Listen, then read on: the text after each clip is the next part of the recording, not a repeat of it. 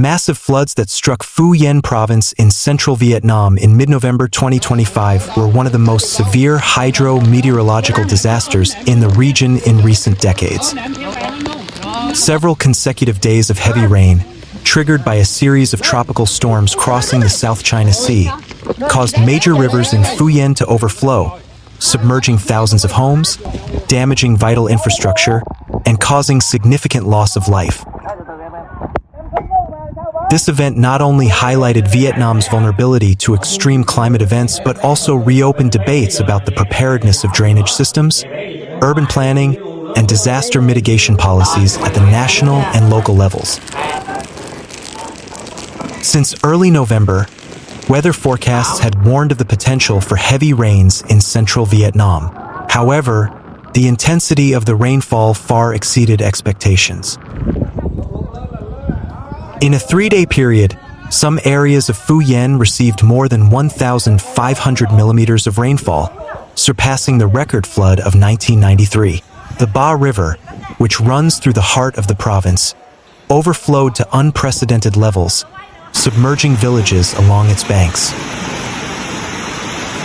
Tuy Hoa City, the capital of Phu Yen Province, was one of the worst affected areas, with main roads transformed into raging rivers, vehicles submerged up to their roofs, and thousands of residents forced to evacuate to higher ground. The loss of life was unavoidable. As of November 21, 2025, more than 41 people had died across central Vietnam, with most of the victims coming from Phu Yen. Many were swept away by floodwaters while trying to escape, while others were buried by landslides in the hills. 9 people were also reported missing and are still being searched for by search and rescue teams. The provincial government, along with the Vietnamese military, immediately deployed troops to assist with evacuations, using rubber boats and helicopters to reach isolated areas.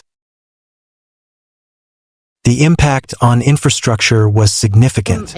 More than 52,000 homes were reportedly inundated, with thousands of them severely damaged. 500,000 households lost access to electricity due to damaged distribution networks, although some was restored within days.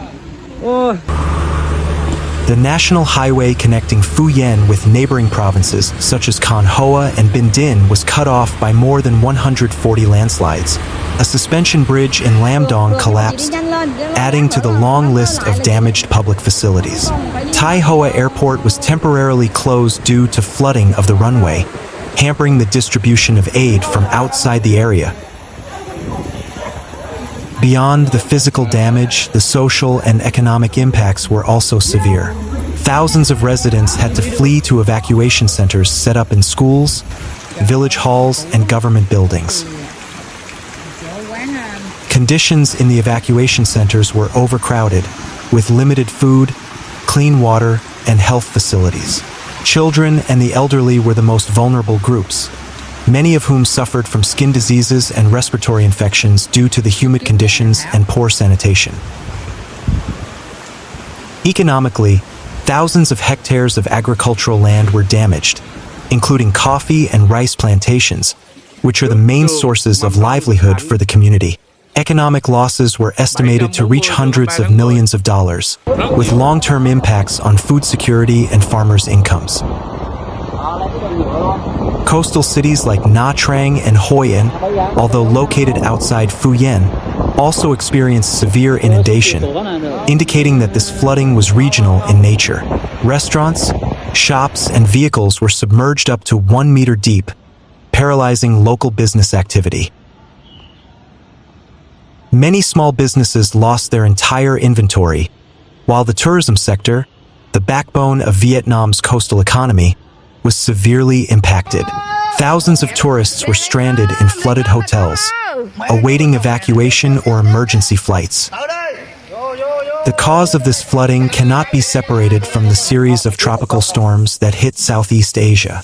Typhoons Matmo, Kalmiji, and Boaloi, which previously crossed the South China Sea, brought a moist air mass that then collided with a low-pressure system overland over Vietnam. This combination resulted in extreme rainfall that the region's drainage systems and rivers were unable to accommodate. In addition to meteorological factors, global climate change also plays a role. Extreme rainfall intensity is becoming more frequent, and Vietnam, with its long coastline and complex topography, is one of the countries most vulnerable to the impacts of climate change. The Vietnamese government now faces significant challenges in post-disaster management. The primary focus is on evacuating residents, restoring electricity, and repairing roads and bridges.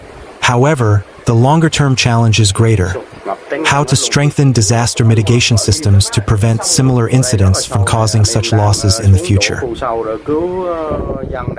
Discussions about building new dams, improving urban drainage systems, and replanning have resurfaced. Many believe that rapid development in coastal areas, without considering environmental capacity, has exacerbated the impact of the flooding. The Phu Yen floods have also reignited the debate about the role of national policies in addressing climate change. Vietnam has committed to various international agreements to reduce emissions and strengthen adaptation, but implementation on the ground remains challenging. Budget constraints, bureaucracy, and conflicting interests between economic development and environmental conservation present significant obstacles.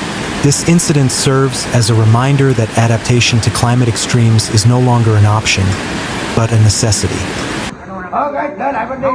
The long-term impacts of the massive floods in Phu Yen, Vietnam, will be felt in various aspects of life, the economy, and the environment. Damage to homes, roads, bridges, and electricity networks will take months or even years to repair, disrupting daily activities. Thousands of displaced families will have to transition to shelters with limited resources, potentially leading to long-term health, education, and social problems.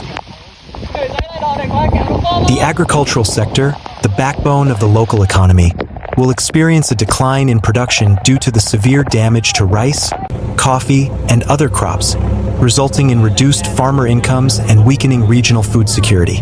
The tourism sector, a long-time source of foreign exchange, will also be hit hard, as the image of coastal destinations like Tai Hoa and Nha Trang is tarnished by damaged facilities and traumatized tourists. Furthermore, the flooding will increase the economic burden on local and central governments due to the high cost of infrastructure rehabilitation, while budgets will have to be diverted from other sectors. The risk of subsequent disasters also increases, as saturated soil is prone to landslides, and damaged drainage systems make areas prone to re-inundation during heavy rains. Socially, the trauma will linger, especially for children and the elderly who have experienced loss. The solidarity that emerged during the evacuation was indeed a strength, but if not followed by a clear recovery policy, frustration could grow. In the long term, the flooding in Phu Yen will force the Vietnamese government to strengthen climate adaptation policies, improve urban planning, build a more effective early warning system, and increase the capacity of dams and waterways. Socially, the flooding has caused profound trauma for the people of Phu Yen. Many families have lost family members, homes, and livelihoods. Yet, amidst the grief, solidarity has also emerged. Volunteers from across the region came to help, civil society organizations raised funds, and the international community offered assistance.